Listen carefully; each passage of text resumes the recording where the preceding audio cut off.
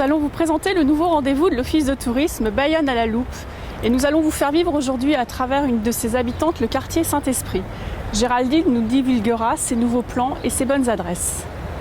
Géraldine, on te retrouve ici à La Talente, un lieu que tu aimes apparemment fréquenter. J'adore ce lieu parce que c'est un lieu convivial.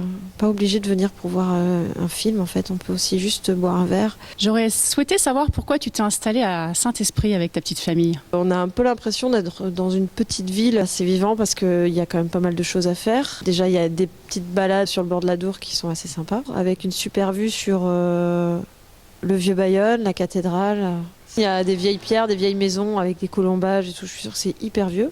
Il y a des petites plaques qui disent que c'est vieux. Donc c'est un chouette lieu pour se balader. Après, il y a plein de petits trucs qu'on peut découvrir avec des petites maisons rigolotes. Les chalets, c'est typique de Saint-Esprit. Ce qu'on peut faire aussi avec les enfants et qui est vraiment pas mal ici, c'est la ludothèque. Et il y a l'association Libre Plume qui organise les soirées pyjama. C'est une soirée lecture en fait. Géraldine, quels sont tes coups de cœur du quartier ? Space Junk, parce que c'est une galerie qui a toujours des expos assez sympas à visiter. La boucherie Bidegain. La spécialité maison chez Bidegain ? Le boudin, c'est hyper bon. J'adore ça.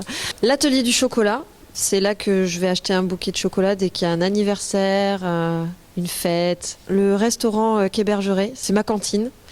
C'est la cuisine haut de gamme, portée de porte-monnaie, on va dire. Voilà. Et ça, je trouve ça génial. En bonne spiritaine d'adoption que tu es depuis 6 ans, donne l'envie aux touristes qui vont traverser Bayonne de venir visiter Saint-Esprit. Quand on pense Bayonne, en termes de tourisme, on va toujours vieux Bayonne, petit Bayonne.